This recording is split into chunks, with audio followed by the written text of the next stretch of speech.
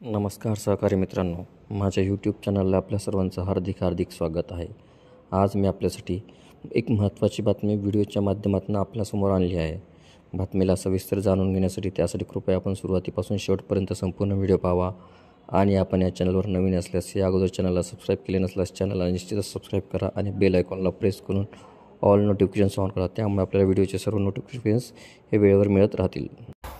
चला आता मग आपण सविस्तर व्हिडिओ पाहूयात।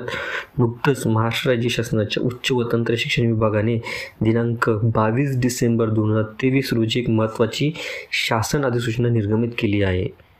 त्या अधिसूचनेमध्ये असं म्हटलं आहे की महाराष्ट्र सार्वजनिक विद्यापीठ अधिनियम 2016च्या कलम 8(3) येथील तरतुदी अन्वये प्रदान करण्यात आलेल्या अधिकारांचा वापर करून शासन अधिसूचना क्रमांक वेतन 2019 प्रकरण क्रमांक 278/19 विषयी 1 दिनांक 8/12/2020 अन्वये महाराष्ट्र कृषी विद्यापीठे प्रमाणसंहिता शिक्षकेतर कर्मचाऱ्यांचे सुधारित वेतन नियम 2020 निर्गमित करण्यात आले आहे।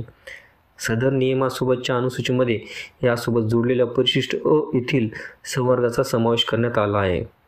सदर अधिसूचना वित्त विभागाच्या अनौपचारिक संदर्भ क्रमांक अनोसक्र 265 सेवा 9 दिनांक 17/7/2023 अन्वये प्राप्त मान्यतेनुसार निर्गमित करण्यात येत आहे।